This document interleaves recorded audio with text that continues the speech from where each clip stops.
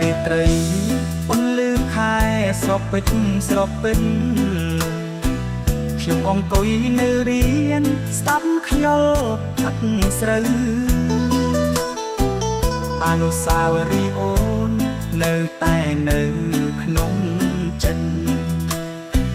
ខ្ញុំនឹកដល់អូនណាព្រោះអូនស្រឡាញ់គេនឹកអូននៅកណ្ដាលរាត្រីបេះដូងខ្ញុំស្ដាប់ខ្ញុំអត់សូវរំលឹកដល់សំឡេងអូនសាខ្ញុំបានត្រឹមនឹកមិនអាចទៅជួបអូននៅកណ្ដាលវាលស្រែខ្ញុំសុំសន្តិភាពចិត្តខ្ញុំធ្លាប់នាំអូនដើរលេងនៅជើងភ្នំសត្វក្របីរបងយើងនៅតែនឹកដល់អូនពេលលើអូនជាមួយគេសប្បាយនៅទីក្រុងខ្ញុំនៅតែនៅភូមិជាមួយចិត្តតែខូច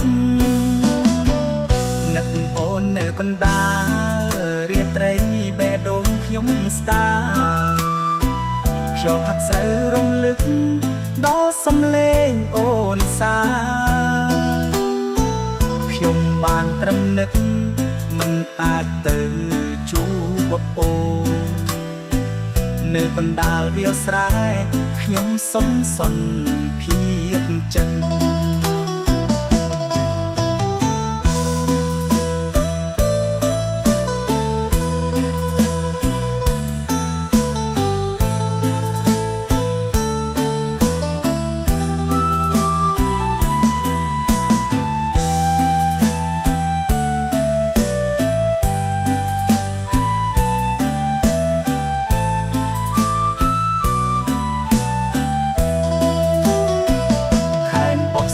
ទុន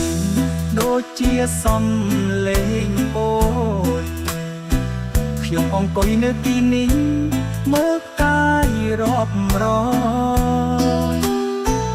អូនសប្បាយជាមួយគេខ្ញុំសុខចិត្ត